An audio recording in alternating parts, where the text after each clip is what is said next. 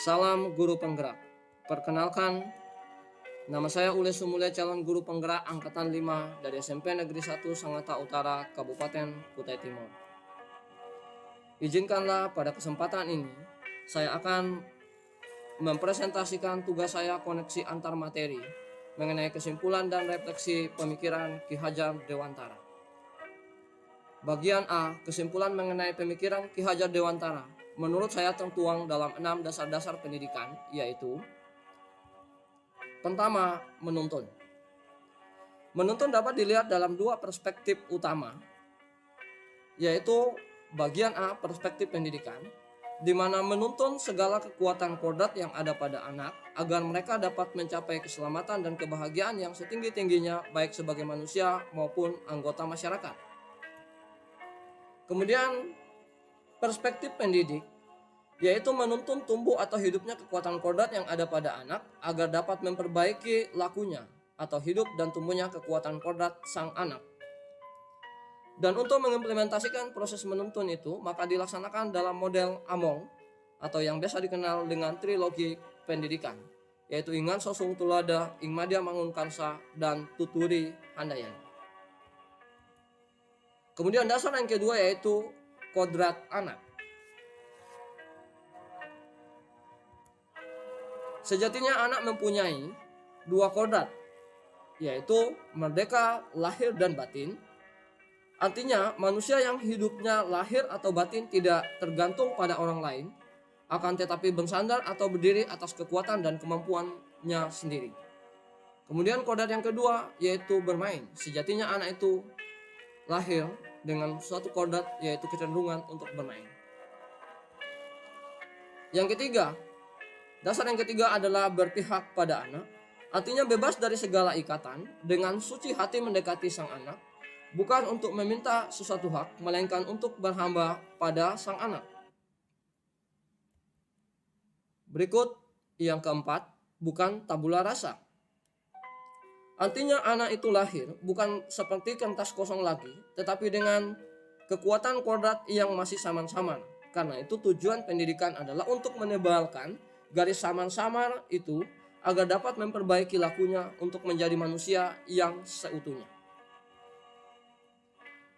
Kemudian dasar yang kelima yaitu budi pekerti, adalah perpaduan atau harmonisasi antara gerak, pikiran, perasaan, kehendak atau kemauan sehingga dapat menimbulkan tenaga dan semangat.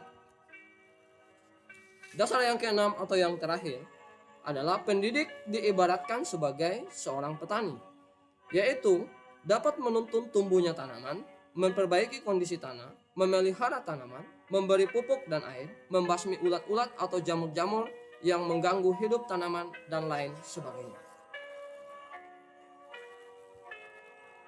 Kemudian bagian B yaitu refleksi. Nah, refleksi ini diwujudkan dalam 3 pertanyaan atau 3 jawaban pertanyaan. Yang pertama, apa yang saya percaya tentang murid dan pembelajaran di kelas sebelum saya mempelajari modul 1-1? Yang saya percaya tentang murid dan pembelajaran di kelas sebelum saya mempelajari modul 1-1 adalah saya percaya bahwa setiap peserta didik memang mempunyai bakat dan karakteristik berbeda-beda. Namun dalam belajar di kelas, gaya dan cara belajar mereka diperlakukan sama dengan satu model, metode, dan satu proses pembelajaran. Kemudian saya agak memaksa anak dalam belajar untuk memperoleh atau mencapai nilai sesuai dengan tuntutan KKM, dan saya merasa sulit menerima kekurangan dan ketidakmampuan siswa saya dalam belajar. Kemudian refleksi yang kedua, apa yang berubah dari pemikiran atau perilaku saya setelah mempelajari modul ini? Yang berubah dari pemikiran saya setelah mempelajari modul ini adalah saya ingin mengubah pola pikir, perlakuan, serta cara dan model pembelajaran yang akan saya laksanakan di kelas.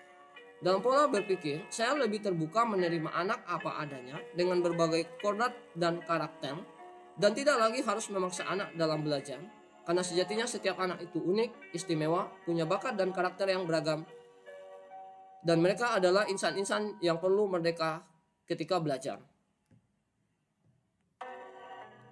Tugas saya adalah menuntun anak sesuai kodratnya dengan hati yang suci, ikhlas, dan tulus hati tanpa paksaan, dan berorientasi penuh pada mereka.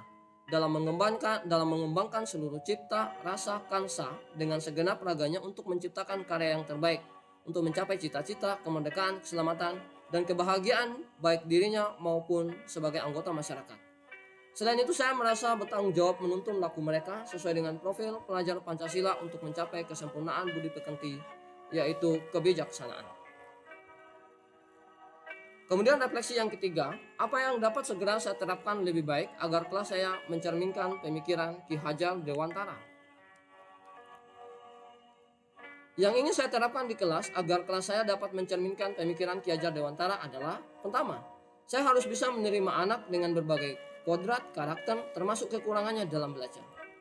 Yang kedua, saya akan menerapkan pola AMO dalam proses pembelajaran selama di sekolah, yaitu dalam trilogi pendidikan, Ingarsa Sum Tulada, artinya saya harus berdiri di depan menjadi teladan dalam penampilan, pikiran, tutur kata, dan perilaku hidup.